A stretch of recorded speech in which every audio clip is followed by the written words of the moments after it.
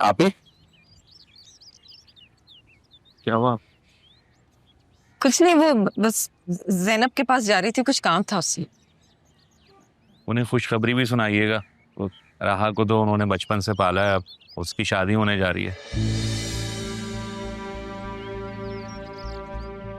अदील, जी? वो राहा ये शादी से इनकार कर रही है। क्यों? पहले तो उसने ऐसा कुछ नहीं कहा था।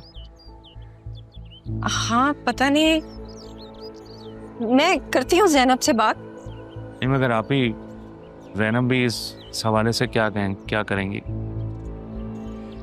मुझसे ज्यादा क्लोज तो वो जैनब से है ना, तो हो सकता है उन्हें कुछ पता हो। आप जैनब भी से कहें कि वो फिर राहा को समझाए, उसे मनाने की कोशिश करें।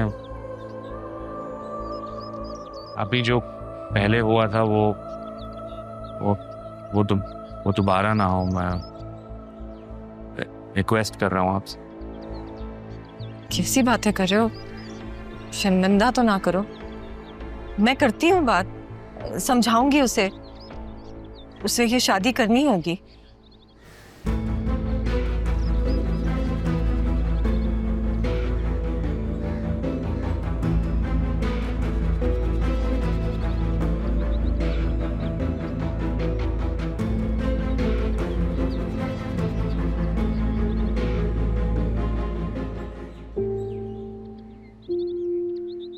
सयोन ने मुझसे कहा कि राहा इस शादी से खुश है। तो क्या राहा भी सयोन को पसंद करती है? लेकिन जब मैंने राहा को बताया सयोन के बारे में, तो राहा ने मुझसे कहा नहीं, वो भी शायद मुझसे कुछ कहना चाह रही थी, लेकिन मेरी बात सुनकर शायद कह नहीं सकी। और अब दादा की ख्वाहिश पर वो सयोन से शादी के लिए मान गई है, लेकिन वो अपने अरमान, अपनी ख्वाहिश, अपनी मोहब्बत को हासिल करना चाहती है।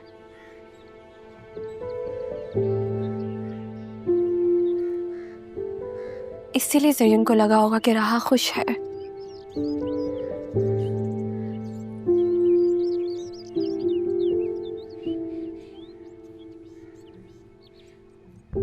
राहा भी तो इंसान है, रिश्ता थोड़ी है।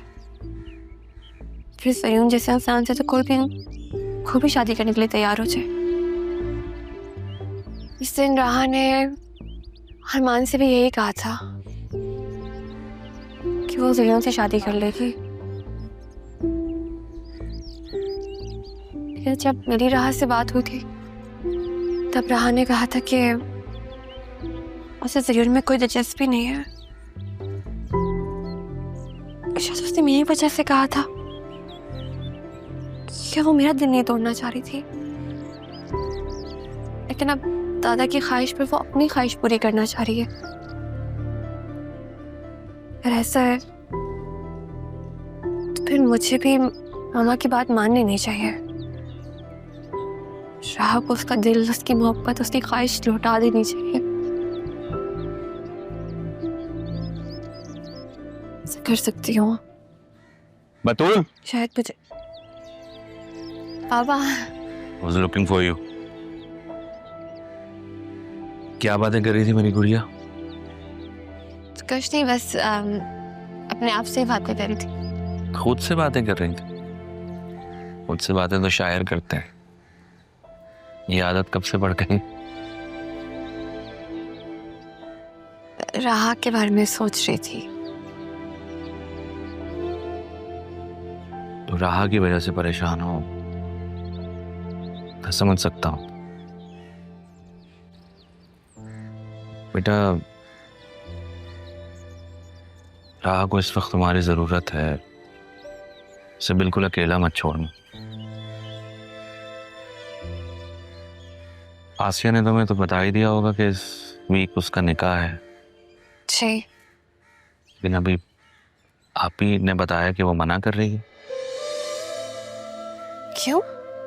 तंशन, आसिया ने उसे कुछ कहा होगा, क्योंकि आसिया तुम्हारा और जरीन का रिश्ता करवाना चाहती है।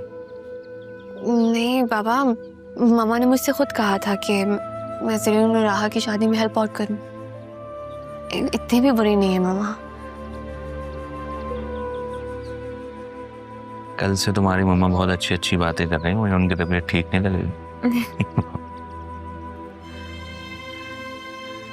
ऐसे के बाद अगर मामा राहा के लिए कुछ करना चाह रही है तो अच्छी बात है ना बाबा। आप भी ना।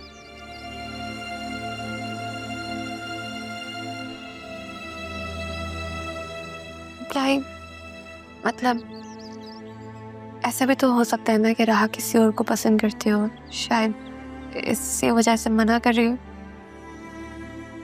ये भी हो सकता है कि वो पापा की वजह से मना कर रही। खैर, अगर ऐसा है तो बेटा उसे समझाओ, वक्त नहीं है, इस जुमे को निकाह है उसका। जी बाप। मेरा बाप ऑफिस होकर आता।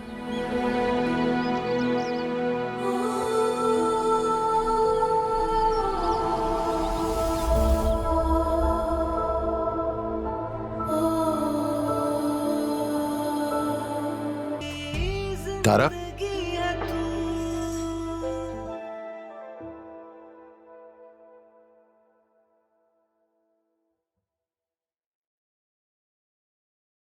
वक्त ने बहुत बदल दिया है। वक्त का तो काम ही बदलना है। जब वो खुद बदल जाता है तो हमें बदलने की भी ताकत रखता है।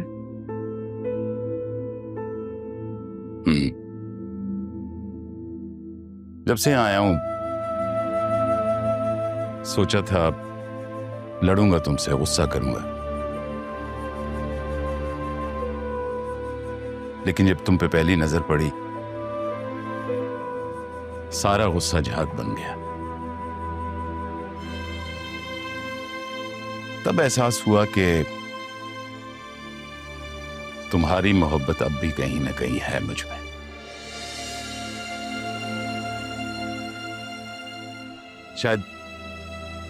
शायद इसीलिए जब तायाजान ने राहा के लिए ज़रीन का रिश्ता बोला तो मैं इनकार नहीं कर सका।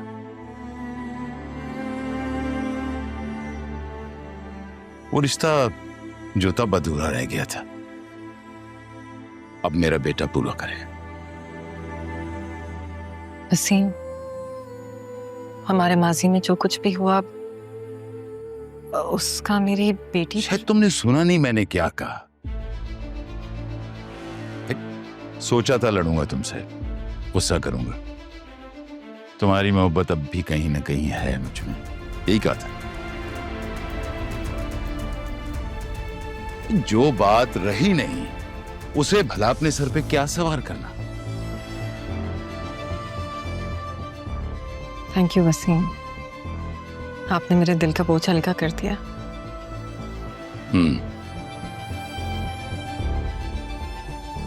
दिल का बोझ हल्का करने ही तो यहां तक आया हूं मैं।